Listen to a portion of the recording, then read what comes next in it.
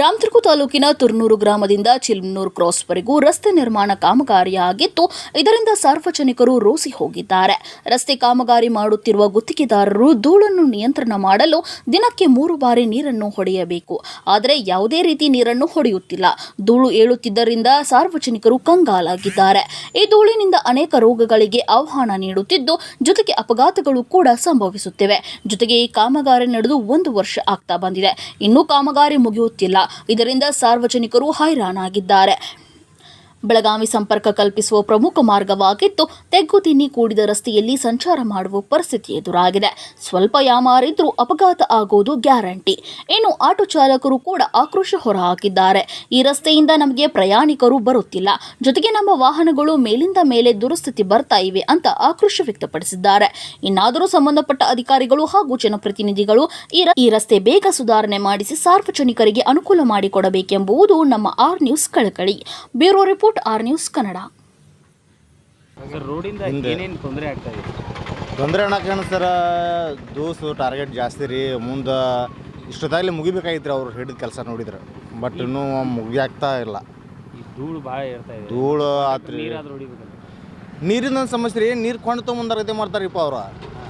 ಏನ್ರಿ ಇಲ್ಲೇ ಮಗಲ್ದ ಹಳ್ಳಿ ಐತಿ. ಆ್ಯಕ್ಚುಲಿ ಅವ್ರು ನೀರು ಹೊಡಿಬೇಕು. ಮುಂಜಾನೆ ಒಂದು ಟೈಮ್ ಹೊಡೆದ್ರೆ ಮುಗಿದೋತು ನೋಡ್ರಿ. ಅತಿ ತೊಂದರೆ ಆಗತ್ತೆ.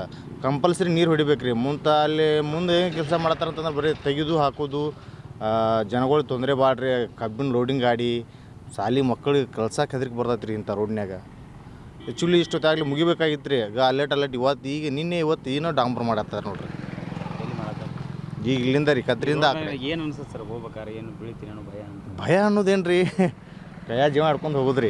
ಬೈಕ್ ಮೇಲೆ ಆತು, ಇದ್ರ ಮೇಲೆ ಆತು, ತಗ್ಗಾದೀನಿ ಸಿಕ್ಕಾಪಟ್ಟಿ ಅದಾವ್ರಿ. ಅಲ್ಲಿ ಅವರು ಒಂದು ತಮ್ಕಲ್ಲಿ ಮೊದಲಿನ ಪಾಡಿತ್ತು ರೀ ಅದು.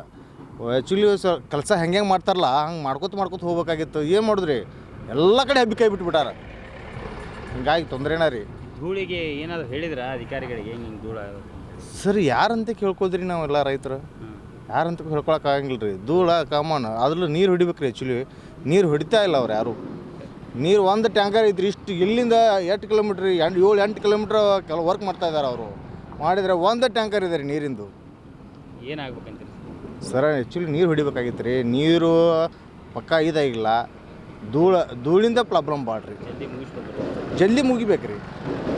ಅವ್ರು ಹೇಳ್ತಾರೆ ಇಲ್ರಿ ಫ್ಯಾಕ್ಟ್ರಿ ವರ್ಕ್ ಚಲೋ ಅಂತೇನೆ ಮಾಡೋಕೆ ಅನಾನುಕೂಲ ಆಗತ್ತೆ, ಮಾಡಕತ್ತೀವಿ ಅವು ಇವು ಅಂತ ಅನ್ಯಾರು ಹೇಳ್ತಾರೆ ರೀ. ಸರಿ ಎಲ್ಲದಕ್ಕೂ ಹೋಗ್ಬೇಕಾಗತ್ತೆ ರೀ ರೈತರ.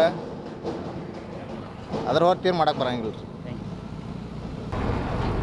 ಸರ್ ಹೇಳಿ ಸರ್, ಏನು ಸಮಸ್ಯೆ ಆಗ್ತದೆ? ಏನು ಸರ್, ರೋಡ್ ಬರೋಬರಿಲ್ಲ, ಏನಿಲ್ಲ ಸರ್. ಪ್ಯಾಸೆಂಜರ್ನು ಹತ್ತಾಗಿದ್ದು ಮಾಡತ್ತಾರೆ ರೀ. ಸಮಸ್ಯೆ ಭಾಳ ಆಗತ್ತೈತೆ ರೀ. ಮೊದಲ ಆಧಾರ್ ಕಾರ್ಡು ನಡೆದೈತೆ ಸರ್. ಯಾರು ಪ್ಯಾಸೆಂಜರು ಹತ್ತಾಗತ್ತಿಲ್ಲ, ಏನಿಲ್ಲ ನೋಡಿರಿ ನೀವು. ಎಲ್ಲಿ ಗಾಡಿ ಖಾಲಿ ಐತಿ ಎಲ್ಲ. ಸ್ವಲ್ಪ ರೋಡ್ ಮಾಡಿಸಿದ್ರೆ ನಮ್ಮ ಅನುಕೂಲ ಆಗ್ತೈತೆ ರೀ. ಮಂದಿ ಹತ್ತಾರ ಏನು ಚಲೋ ಹೋಗಕ್ಕೆ ಬರೋಕೆ ದಾರಿ ಆಗ್ತೈತೆ ರೀ. ಎಷ್ಟು ದಿನದಿಂದ ಸಮಸ್ಯೆ ಐತೆ? ಈಗ ಒಂದು ಹೋದ ವರ್ಷದಿಂದ ಚಾಲೋ ಐತ್ರಿ. ಒಂದು 4-5 ವರ್ಷದಿಂದ ಚಾಲೋ ಐತ್ರಿ ರೋಡ್. ಮಳೆ ಏನಾಗೈತೆ ಸರ್, ಅದಕ್ಕಿಂತ ರೋಡ್ ಭಾಳ ಕೆಟ್ಟು ಹೋಗೈತೆ ಸರ್. ಇದು ಏನು ದೌಡ್ ಮಾಡವಲ್ಲ ಸರ್ ರೋಡ್. ಇದು ನಮ್ಗೆ ತೊಂದರೆ ಆಗಿಬಿಟ್ಟೈತೆ ಸರ್. ಗಾಡಿ ಏನರ ಆಗಾಕತ್ತಾವ ಸರ್. ದಡ್ಕಿ ಹೊಡ್ತಿಗೆ ನಾವು ಅಡ್ಡಾಡೋದು ಸಮಸ್ಯೆ ಆಗಾಕತ್ತೆ ಸರ್. ನೋಡಿ ಇದು ದೌಡ್ ಇದು ಮಾಡಿಸ್ರಿ ರೋಡ. MLA ಮುಖಾಂತರ ಹೇಳಾಕತ್ತೀವಿ ರೀ. ಭಾಳ ಆಗ್ತಾರೆ ಸರ್. ಮೋಟರ್ ಸೈಕಲ್ ಸ್ಕಿಡ್ ಆಗಿ ಭಾಳ ಬೀಳ್ತಾವೆ ರೀ. ಒಮ್ಮೊಮ್ಮೆ ಮೋಟರ್ ಸೈಕಲ್ ತೊಗೊಂಡು ಮೈ ಮೇಲೆ ಬರ್ತಾರೆ ರಾತ್ರಿ.